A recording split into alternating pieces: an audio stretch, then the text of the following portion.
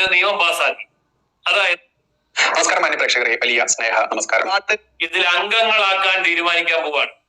അതിന്റെ കൂടെ സ്ത്രീകളെയും ചേർക്കും, മുസ്ലിങ്ങളല്ലാത്തവരെ ചേർക്കും. അതിന്റെ പേര് ഇതാണ്, വഖഫ് മാനേജ്മെന്റ് എംപവർമെന്റ് എഫിഷ്യൻസി ആക്ട് എന്ന് ഇതിന്റെ പേര് ആദ്യം മാറ്റും. അപ്പൊ വഖഫ് ബോർഡിന്റെ അടിമുടി മാറ്റാൻ തീരുമാനിച്ചുള്ളതിന്റെ ഒന്നാമത്തെ തെളിവ്. രണ്ടാമത്തേത്, ഓണർഷിപ്പ് ഉള്ള ഭൂമി മാത്രമേ, അല്ലെങ്കിൽ വസ്തു മാത്രമേ, സ്ഥാപന വസ്തുവാകാം, ജംഗമ വസ്തുവാകാം, സ്വന്തം പേരിൽ ഉടമസ്ഥാവകാശം തെളിയിക്കാൻ കഴിയുന്ന ഓണർഷിപ്പ് ഉള്ള വസ്തുവോ സ്ഥാപന വസ്തുവോ ജംഗമ വസ്തുവോ മാത്രമേ വഖഫ് ചെയ്യാൻ പാടുള്ളൂ എന്നുള്ളത് കൃത്യമായ രണ്ടാമത്തെ തിരുത്താണ്. ഇനി മൂന്നാമത്തെ തിരുത്തെന്ന് പറയുന്നത്, സ്ത്രീകളെ വഖഫ് ബോർഡിൽ ഉൾപ്പെടുത്താൻ തീരുമാനിച്ചു. അതായത് സ്ത്രീകളും കൂടെ അതിനകത്ത് വേണം.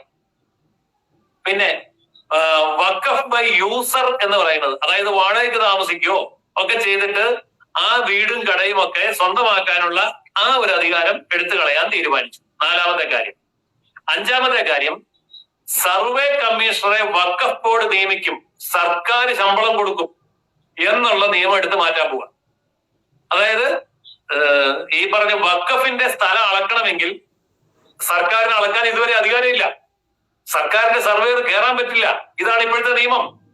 വഖഫ് ബോർഡിന്റെ സർവേയർ അളന്നാൽ മതി, സർക്കാരിന്റെ സർവേയർ അളക്കാൻ പാടില്ല എന്നാണ് നിയമം. ആ നിയമം എടുത്ത് കളയാൻ പോവാ. അതാണ് അഞ്ചാമത്തെ തിരുത്ത്. എന്നിട്ട് സർക്കാർ ചെലവ് കൊടുക്കണം. ഏത് വഖഫ് ബോർഡിന്റെ സർവേയർക്ക് സർക്കാർ ശമ്പളം കൊടുത്താൽ പോരാ, അളക്കാൻ പോകുന്നതിന്റെ ചെലവും സർക്കാർ കൊടുക്കണം. അങ്ങനെയാണെങ്കിൽ പിന്നെ സർക്കാർ അളന്നാൽ പോരെ. അതുകൊണ്ട് അതിന്റെ അധികാരം എടുത്ത് ജില്ലാ കളക്ടർ കൊടുക്കാൻ പോവാണ്. ജില്ലാ കളക്ടറുടെ കീഴിലുള്ള സർവേയറെ വിട്ടിട്ട് ജില്ലാ കളക്ടർക്ക് അത് ചെയ്യാം. ഇതാണ് അഞ്ചാമത്തെ തിരുത്ത്. ആറാമത്തെ തിരുത്ത്, ഈ വഖഫ് ബോർഡ് എന്ന് പറയുന്നത് സുന്നികളുടെ മാത്രമാണ്. ഈ മുസ്ലിം എന്ന് പറയുന്നത് സുന്നി മാത്രമല്ലല്ലോ. അതുകൊണ്ട് വഖഫ് ബോർഡില് സുന്നി, ഷിയ, ബോറി, ആഗാഖാനി, അഹമ്മദിയ, ഖുർദ്, ജമാഅത്തെ എന്ന് തുടങ്ങിയിട്ടുള്ള എല്ലാ വിഭാഗം, പ്രധാനപ്പെട്ട എല്ലാ വിഭാഗം മുസ്ലിങ്ങളെയും ഇതിൽ അംഗങ്ങളാക്കാൻ തീരുമാനിക്കാൻ പോവാണ്. അതിന്റെ കൂടെ സ്ത്രീകളെയും ചേർക്കും, മുസ്ലിങ്ങളല്ലാത്തവരെ ചേർക്കും. ഇപ്പൊ ഇവിടെ കിടന്ന് വലിയ ബഹളം കൂട്ടുന്നുണ്ടല്ലോ. എന്തിനാണ് ഇതിനകത്ത് അമുസ്ലിങ്ങളെ ചേർക്കുന്നത് എന്ന് ചോദിക്കുന്നുണ്ടല്ലോ. ആ ചോദ്യത്തിന് ഉത്തരവുണ്ട്. ഈ 5 ലക്ഷം ഏക്കർ ഭൂമി ആരുടേതാ? അത് 6 ലക്ഷമായി, 7 ലക്ഷമായി, 9,40,000 ഏക്കറായി. ഇത് ആരുടെ ഭൂമിയാ? ഇത് മുസ്ലിമിന്റെ ഭൂമിയല്ല, ഇത് ഹിന്ദുവിന്റെ ഭൂമിയാ. ഇത് ഹിന്ദുവിന്റെ ക്ഷേത്രമാ. മലപ്പുറം ജില്ലയിലെ തിരൂരില് ഒരു ക്ഷേത്രം ഏറ്റെടുത്തിട്ടുണ്ട്. ഞാൻ പിന്നാലെ പറയാം, അതിന്റെ പേര് ഡീറ്റെയിൽസും ഒക്കെ പറയാം. ഇപ്പൊ വഖഫ് ബോർഡിന്റെ കയ്യിലാണ്. ഈ കേരളത്തിനകത്ത്, നമ്മളിതിന്റെ തമിഴ്നാട്ടിലെ കഥ പറയാൻ പോകുന്നത് കേരളത്തിലുണ്ട്. തെളിവ് സഹിതം ഞാൻ പറയാം, കേസിന്റെ കൃത്യമായ നമ്പർ സഹിതം ഞാൻ പറയാം. അപ്പൊ അങ്ങനെ വഖഫിന്റെ കയ്യിലിരിക്കുന്ന വിശാലമായ ഈ ഭൂമിയിലെ വലിയ വിഭാഗം അമുസ്ലിങ്ങളുടേതാണ്. അതിനകത്ത് ക്രിസ്ത്യാനിയുടെ ഭൂമിയുണ്ട്, മുനമ്പം വിഷയം നമുക്കറിയാം. ഹിന്ദുവിന്റെ ഭൂമിയുണ്ട്, മുനമ്പത്ത് ഹിന്ദുവിന്റെ ഭൂമിയുണ്ട്. തമിഴ്നാട്ടിലെ, മധ്യപ്രദേശിലെ, ഇന്ത്യ മുഴുവൻ. അപ്പോൾ അമുസ്ലിങ്ങളായിട്ടുള്ള ആൾക്കാരുടെ ലക്ഷക്കണക്കിന് ഏക്കർ ഭൂമി കൊള്ളയടിച്ച് അതെല്ലാം കൊണ്ടുപോയി വഖഫിന്റെ ഭൂമിയാണെന്ന് പറയുമ്പോ ഇവിടെ വാദി സ്ഥാനത്ത്, ഇരയുടെ സ്ഥാനത്ത് നിൽക്കുന്ന അമുസ്ലിങ്ങളായിട്ടുള്ള ആൾക്കാർക്ക് വഖഫ് ബോർഡിനകത്ത് സ്ഥാനമില്ലെങ്കിൽ പിന്നെ വഖഫ് ബോർഡിൽ നിന്ന് നീതി കിട്ടുമോ? അതുകൊണ്ട് നോൺ മുസ്ലിം ആയിട്ടുള്ള മെമ്പറേയും ഇതിനകത്ത് ചേർക്കാനായിട്ട് തീരുമാനിച്ചിട്ടുണ്ട്. അപ്പോ അതിന്റെ അടിസ്ഥാനപരമായ കാരണം ഇതാണ്. ആന്ധ്ര ഹൈക്കോടതിയുടെ ഉത്തരവിനെ അതിലംഘിച്ചുകൊണ്ട് അവിടുത്തെ വഖഫ് ബോർഡ് ഒരു നിയമം പാസാക്കി. അതായത് ഒരാളെ മുസ്ലിം അല്ല എന്ന് പ്രഖ്യാപിച്ചു. ആര് പ്രഖ്യാപിച്ചു? വഖഫ് ബോർഡ് പ്രഖ്യാപിച്ചു. ഇയാൾ മുസ്ലിം അല്ല, അതുകൊണ്ട് മുസ്ലിം സമുദായത്തിൽ നിന്ന് പുറത്താക്കി എന്ന് പറഞ്ഞു. ഉടനെ ഇയാൾ അവിടെ ഹൈക്കോടതിയിൽ പോയി. ആന്ധ്രാപ്രദേശ് ഹൈക്കോടതിയിൽ പോയപ്പം ഹൈക്കോടതി പറഞ്ഞു, ഇത് നമ്മൾ കൈകാര്യം ചെയ്യേണ്ട വലിയ കേസൊന്നുമല്ല, ഇത് മുനിസിപ്പൽ കോടതിയിൽ പോകാൻ പറഞ്ഞു, സിവിൽ കോടതിയിൽ പോകാൻ പറഞ്ഞ് താഴേക്ക് വിട്ടു. ഇവരെന്താ ചെയ്തെന്നറിയാമോ? വഖഫ് ബോർഡ് ആ ഹൈക്കോടതി വിധിക്ക് അപ്പുറത്ത് ഇയാളെ മുസ്ലിമിൽ നിന്ന് പുറത്താക്കിയെന്ന് മാത്രമല്ല, പുറത്താക്കിയ ആളിനെ കാഫിറാണെന്നും കൂടെ രേഖപ്പെടുത്തി. ഇപ്പോഴും കേസ് നടക്കാണ്. അപ്പോൾ അങ്ങനെയുള്ള കേസുകൾ ഈ പറഞ്ഞ രീതിയിൽ ഇവർക്ക് തീർപ്പ് കൽപ്പിക്കാനോ അധികാരമില്ല എന്ന് പറയുന്നതാണ് അടുത്ത തിരുത്തൽ. ഇനി എട്ടാമത്തേത്, ഈ പറയുന്ന വഖഫ് ബോർഡിനെ സംബന്ധിച്ചിടത്തോളം യഥാർത്ഥത്തിൽ ഇന്നുള്ള പരമാധികാരം ലോകത്തുള്ള ഒരു രാജ്യത്തും ഇല്ല, ഒരു മുസ്ലിം രാജ്യത്തും ഇല്ല. ഏതാനും ഉദാഹരണങ്ങൾ പറയാം. സൗദിയില് ഇതിന് വേണ്ടി പ്രത്യേകമായിട്ടുള്ള ഒരു കൗൺസിൽ ഓഫ് അഖഫ്. എന്താണ് ഈ അഖഫും വഖഫും തമ്മിലുള്ള വ്യത്യാസം? ഒരാൾ ചെയ്യുന്ന ദാനത്തിന് അഖഫ് എന്നും ഒത്തിരി പേര് ചെയ്യുന്നതിന് വഖഫ് എന്നും പറയും. അപ്പൊ സൗദി എന്ന് പറയുന്ന മക്ക ഇരിക്കുന്ന അവരുടെ ഏറ്റവും വലിയ ശക്തി കേന്ദ്രമായിട്ടുള്ള രാജ്യത്ത് പോലും വഖഫ് ബോർഡ് ഇല്ല. അവിടെയുള്ളത് കൗൺസിൽ ഓഫ് അഖഫ് എന്ന് പറഞ്ഞിട്ടുള്ള ഒരു കാര്യമാണ്. എന്തിനാണ് കൗൺസിൽ ഓഫ് അഖഫ് ഉണ്ടായിരിക്കുന്നത്? ഇങ്ങനെ കൊടുക്കുന്ന ദാനം സർക്കാർ ഏറ്റെടുത്ത് ജനങ്ങൾക്ക് ഉപയോഗപ്പെടുത്താൻ വേണ്ടി സൗദി ഗവൺമെന്റ് നിയമം ഉണ്ടാക്കിയിട്ടുണ്ട്. അവിടെ വഖഫ് ബോർഡിന്റെ ഇത്തരം മണ്ടത്തരങ്ങൾ ചെലവാകില്ല. തുർക്കി എന്ന് പറയുന്ന ഖലീഫയുടെ സ്വന്തം രാജ്യത്ത് ഫൗണ്ടേഷൻ നിയമത്തിന് കീഴിലായിട്ടാണ് അവിടുത്തെ വഖഫിനെ കൊണ്ടുവന്നിരിക്കുന്നത്. എന്ന് പറഞ്ഞാൽ ഇവിടുത്തെ സോഷ്യൽ സൊസൈറ്റികളൊക്കെ ഇല്ലേ, അപ്പം ചാരിറ്റബിൾ സൊസൈറ്റി ആക്ട് എന്നൊക്കെ പറഞ്ഞ നമ്മുടെ ആക്ട് ഉണ്ടല്ലോ, എന്ന് പറഞ്ഞതുപോലെ തുർക്കി രാജ്യത്തുള്ള ആക്ടിന്റെ പേരാണ് ഫൗണ്ടേഷൻ നിയമം. ആ ഫൗണ്ടേഷൻ നിയമത്തിലാണ് അവിടെ ഈ വഖഫ് ഉൾപ്പെടുത്തിയിരിക്കുന്നത്. അല്ലാതെ വഖഫ് ബോർഡ് അവിടെ ഇല്ല. ഖത്തർ എല്ലാ തീവ്രവാദി സംഘടനയ്ക്കും ഫണ്ട് ചെയ്തുകൊണ്ടിരിക്കുന്ന ലോക ആഗോള തീവ്രവാദി രാജ്യമാണ്, മുസ്ലിം തീവ്രവാദി രാജ്യമാണ് ഖത്തർ. ആ ഖത്തറിൽ വഖഫ് ബോർഡ് ഇല്ല. അവിടെ comprehensive plan for development endowment എന്ന് പറയുന്ന ഒരു സിസ്റ്റം ഉണ്ടാക്കിയിട്ട് വഖഫ് ചെയ്യുന്ന സമ്പത്ത് മുഴുവൻ അതിന്റെ കീഴിൽ കൊണ്ടുവന്ന് എൻഡോമെന്റ് മന്ത്രാലയത്തിന്റെ കീഴിലെ ഒരു വകുപ്പ് മാത്രമാണിത്. 61 ഇസ്ലാമിക രാജ്യങ്ങളിലെ അവസ്ഥയാണ് ഞാൻ ഈ പറഞ്ഞത്. ഇത് മുഴുവൻ പറയാൻ സമയമില്ലാത്തതുകൊണ്ടാണ് ഇത്രയും കാര്യങ്ങൾ 2-3 ഏറ്റവും കടുകട്ടിയായ രാജ്യങ്ങളുടെ ഉദാഹരണം പറഞ്ഞു നിർത്തിയത്. ഇതാണ് ഈ ഒരു അവസ്ഥ ഉള്ളപ്പോൾ പിന്നെ എന്തിനാണ് ഇന്ത്യയിൽ മാത്രം, മതേതര രാജ്യമാണ്, ജനാധിപത്യ രാജ്യമാണ് എന്ന് പറയുന്ന ഇന്ത്യയിൽ മാത്രം ഇത്ര ക്രൂരമായിട്ടുള്ള ഈ ശരീഅത്ത് നിയമം നടപ്പാക്കുന്നത്? അതായത് ശരീഅത്ത് നിയമമാണിത്, ഒരു സംശയവും വേണ്ട ആ കാര്യത്തിൽ. ഇത് കൃത്യമായിട്ട് അറിയണമെങ്കിൽ വഖഫ് എന്ന് പറയുന്നതിന്റെ ഡെഫിനിഷൻ എടുത്ത് നോക്കുക, നമുക്ക് കിട്ടും. 1954, 65 അല്ലെങ്കിൽ 2013 വഖഫിന്റെ ഡെഫിനിഷൻ എടുത്ത് നോക്കിക്കഴിഞ്ഞാൽ, ഞാനിത് നോക്കിയിട്ടാണ് പറയുന്നത്, ഇത് ശരീഅത്ത് നിയമമാണ്. ഇന്നിപ്പോ പലരും ചാനലിലും ചിലരൊക്കെ ചർച്ച ചെയ്യുന്നത് ഇത് ശരീഅത്ത് നിയമം പോലെയാണല്ലോ. ഇത് പോലെയൊന്നുമല്ല, ഒരു സംശയം വേണ്ട, ഇത് ശരീഅത്താണ്. അപ്പൊ ആ ശരീഅത്ത് നിയമമായിരുന്നു ഈ രാജ്യത്ത് കഴിഞ്ഞ 3/4 നൂറ്റാണ്ടുകാലം നമ്മളെ ഭരിച്ചിരുന്നത്. ഇനിയെങ്കിലും പൊട്ടന്മാരായ നമ്മൾ മനസ്സിലാക്കണ്ടേ? ഇതാണ് സംഭവം. 1906 രജീന്ദ്ര സച്ചാർ എന്ന് പറയുന്ന ഒരു കമ്മീഷൻ ഈ വഖഫിന്റെ കണക്കുകളെ കുറിച്ച് ഒരു അന്വേഷണവും പഠനവും നടത്തി. അങ്ങനെ പഠനം നടത്തിയപ്പോൾ അയാൾ കണ്ടെത്തിയൊരു ഞെട്ടിക്കുന്ന കാര്യം, 1,20,000 കോടി രൂപയുടെ ആസ്തിയാണ് 2006 ഈ രാജ്യത്ത് വഖഫിന്റെ ഉള്ളത്. 1,20,000 കോടി രൂപ 2006 ഉണ്ട്. രജീന്ദ്ര സച്ചാർ കണ്ടെത്തിയതാണ്.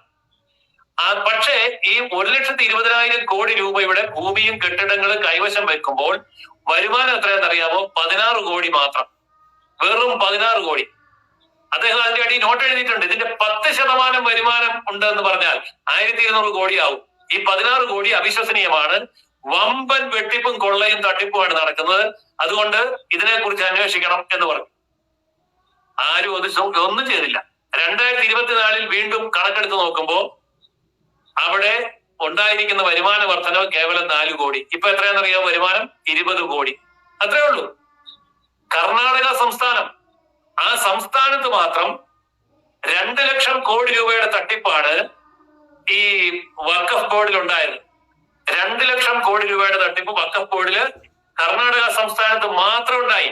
ഇതാരാ പറഞ്ഞത്? BJP ഒന്നും അല്ല പറഞ്ഞത്. കർണാടകത്തിലെ കോൺഗ്രസ് നേതാവായിട്ടുള്ള അൻവർ മാനിപ്പാടി എന്ന് പറയുന്ന നേതാവ് കർണാടക വഖഫ് ബോർഡ് അഴിമതിയുടെ കണക്ക് പുറത്തുവിട്ടപ്പോ അദ്ദേഹം പറഞ്ഞതാണിത്. അപ്പോ ഇങ്ങനെയൊക്കെയുള്ള ഈ കാര്യങ്ങളെല്ലാം എന്തുകൊണ്ടാണ് സംഭവിക്കുന്നത്? മുത്തവല്ലി എന്ന് പറയുന്ന ട്രസ്റ്റിയാണ് ഇതിന്റെ ഓഡിറ്റിംഗ് നടത്തുന്നത്, അല്ലാതെ ചാർട്ടേഡ് അക്കൗണ്ടൻസ് അല്ല, അല്ലെങ്കിൽ BCom പാസ്സായവരല്ല, ഇടത്തും വലത്തും കണക്ക് കൂട്ടാൻ അറിയാവുന്നവരല്ല. മുത്തവല്ലി അങ്ങ് കണക്ക് കൂട്ടും. അപ്പോ 1,20,000 കോടി രൂപ ആസ്തി ഉള്ളിടത്തുനിന്ന് 16 കോടിയേ ഉള്ളൂ എന്ന് പറയും. ബാക്കി അതിലേ പോയി. ചോദിക്കരുത്, ഇതിവിടെ നിയമം കൺട്രോളർ ആൻഡ് ഓഡിറ്റർ നിയമമില്ല, സുപ്രീം കോടതിക്ക് അധികാരമില്ല, അതുകൊണ്ട് നിങ്ങൾ മിണ്ടണ്ട, ഞങ്ങളുടെ കാര്യം ഞങ്ങൾ ചെയ്യും. ഇതാണ് സംഭവം. ഇവിടെയാണ് നരേന്ദ്രമോദി 9ാമത്തെ തിരുത്ത് കൊണ്ടുവരാൻ പോകുന്നത്. ഇവിടെയാണ് ഇവർ ഞെട്ടിയത്. എന്താണെന്നറിയാമോ? സെൻട്രൽ പോർട്ടൽ ഉണ്ടാക്കുകയാണ്. ഇന്ത്യയിലെ മുഴുവൻ വഖഫ് ബോർഡിന്റെയും സമ്പത്തിനെ സംബന്ധിച്ച്, ഭൂമിയെ സംബന്ധിച്ച്, സ്ഥാവര ജംഗമ വസ്തുക്കളെ സംബന്ധിച്ചുള്ള ഡാറ്റ മുഴുവൻ അപ്ലോഡ് ചെയ്യണം സെൻട്രൽ പോർട്ടലിലേക്ക്. അതായത് ഇന്ത്യ ഗവൺമെന്റ് വഖഫ് ബോർഡിന് വേണ്ടി ഒരു പോർട്ടൽ ഉണ്ടാക്കുന്നു. ആ പോർട്ടലിനകത്ത് ഇത് മുഴുവൻ അപ്ലോഡ് ചെയ്യണം. എത്ര ഏക്കർ, എത്ര സെന്റ് ഭൂമിയുണ്ട്, എത്ര കെട്ടിടമുണ്ട്, എത്ര മുറിയുണ്ട്, എത്ര വിസ്തീർണമുണ്ട്, എത്ര സ്വർണ്ണമുണ്ട്, എത്ര രത്നമുണ്ട്, അങ്ങനെയുള്ള കാര്യങ്ങൾ എത്രയുണ്ട്, മുഴുവൻ അതിന്റെ വസ്തുക്കളെ സംബന്ധിച്ച് കൃത്യമായി വഖഫ് ബോർഡിന്റെ തന്നെ, അല്ലാതെ BJPയുടെ അല്ല, RSSന്റെ അല്ല, വഖഫ് ബോർഡിന്റെ തന്നെ സെൻട്രൽ ബോർഡിലെ സെൻട്രൽ പോർട്ടലിനകത്തേക്ക് അപ്ലോഡ് ചെയ്യണം. അതിന് കൃത്യമായ കണക്ക് വേണം. 9ാമത്തെ തിരുത്ത്. 10ാമത്തെ തിരുത്ത്, ഏതെങ്കിലും ഒരു വഖഫിന്റെ വസ്തു ഏറ്റെടുക്കുന്നുണ്ടെങ്കിൽ ആരുടെ കയ്യിൽ നിന്നാണോ അത് ഏറ്റെടുക്കുന്നത് അയാൾക്ക് മുൻകൂർ നോട്ടീസ് കൊടുത്ത് അയാളെ വിളിച്ചു വരുത്തി അയാൾക്ക് പറയാനുള്ളത് കേൾക്കാനുള്ള അവസരം കൊടുക്കണം. ഇതാണ് 10ാമത്തെ പോയിന്റ്. ഇവിടെയാണ് കമ്മ്യൂണിസ്റ്റുകാരനും കോൺഗ്രസ്സുകാരനൊക്കെ വിഷമം. കാരണം എന്താണെന്നറിയാമോ? ഇപ്പൊ ആരുടെയെങ്കിലും ഒരു ഭൂമി ഏറ്റെടുക്കണത് വഖഫാന്ന് പറഞ്ഞെങ്കിൽ ഏറ്റെടുക്കായിരുന്നു. ഇനി നടക്കില്ല അത്. ഇനിയിപ്പോ അയാളെ കൂടെ ബോധ്യപ്പെടുത്തണം. 11ാമത്തെ പോയിന്റ്, ഏതെങ്കിലും വസ്തുവിനെ സംബന്ധിച്ച് സംശയം തോന്നിയാൽ പരിശോധിച്ച് തീരുമാനമെടുക്കുന്നത് വഖഫ് ബോർഡ് തന്നെ ആയിരിക്കണം എന്നുള്ള വഖഫ് ട്രിബ്യൂണലിന്റെ തീരുമാനം. അതായത് ആ തീരുമാനത്തെ ഇപ്പോൾ ഈ കോടതിക്ക് വിടുകയാണ്. അതായത് ട്രിബ്യൂണൽ എന്നുള്ളത് അല്ല തീരുമാനിക്കുന്നത്, കോടതിക്കാണ് വിടേണ്ടത്. അപ്പൊ ഞാൻ നേരത്തെ ഒരു ഉദാഹരണം പറഞ്ഞില്ലേ, മലപ്പുറം ജില്ലയിൽ ഒരു സംഭവം ഉണ്ടായെന്ന്. മലപ്പുറം ജില്ലയിലെ തിരൂർ മുനിസിപ്പൽ കോടതിയില് വന്ന കേസ് ഇതാണ്.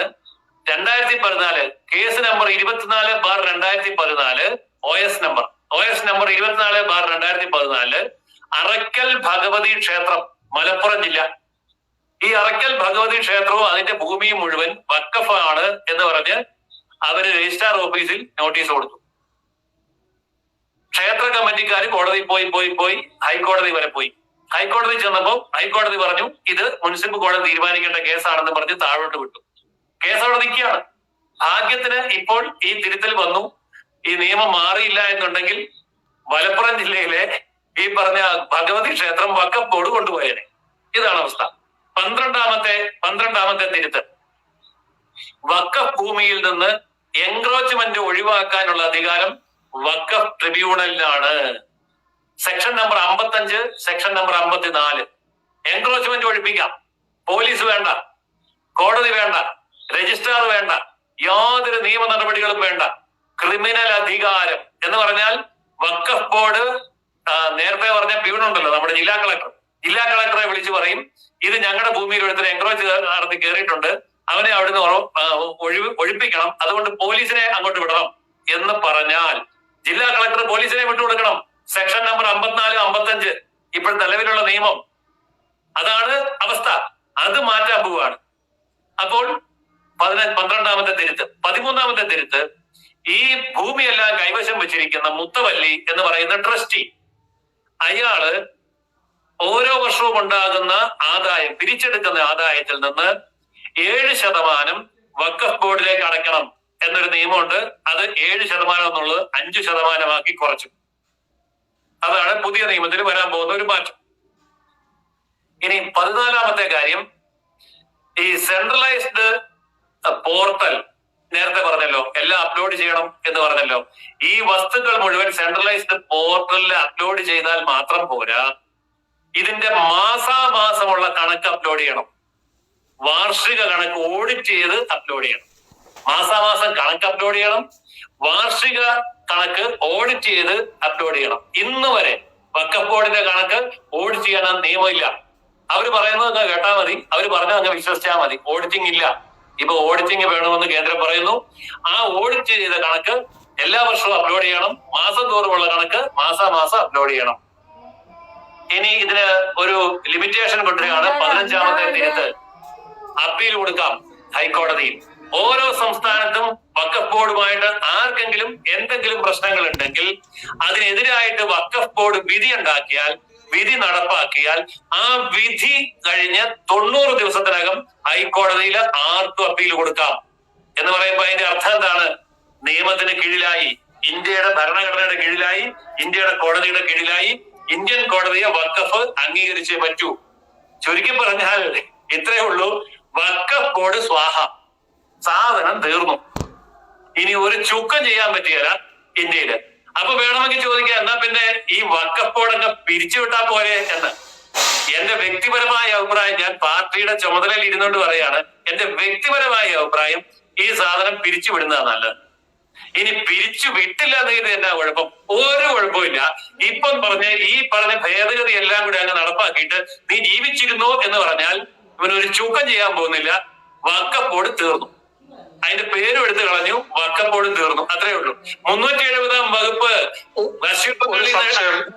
എടുത്ത് കളഞ്ഞെന്ന് പറഞ്ഞ പോലെ അത്രേ ഉള്ളൂ സംഭവം. എന്താ സാറേ? ജയസൂര്യ സാറേ, സംശയം. ഇപ്പൊ നിലവിൽ ഈ നിയമം വന്നു കഴിഞ്ഞാൽ ഇതിന് മുൻകാല പ്രാബല്യമുണ്ടോ? അതായത് ഇപ്പോ നിലവില് മുനമ്പം വിഷയം തന്നെ, അത് മുനമ്പം സംരക്ഷണ സമിതി എന്ന് പറഞ്ഞ അവരുമായിട്ടൊരു കേസ് ഹൈക്കോടതിയിൽ നടക്കുന്നുണ്ട്.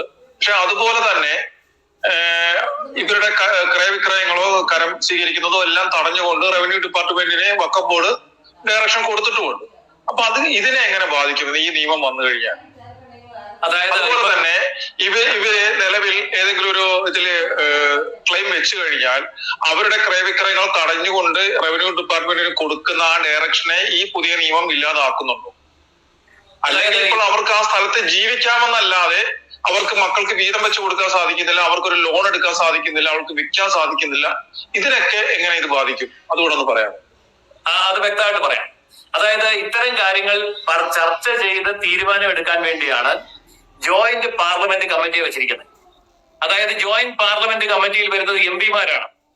അതിനകത്ത് CPM-ന്റെ MP ഉണ്ട്, കേരള കോൺഗ്രസിന്റെ MP ഉണ്ട്, അതിനകത്ത് കോൺഗ്രസിന്റെ MP ഉണ്ട്, എല്ലാ MP ഉണ്ട്.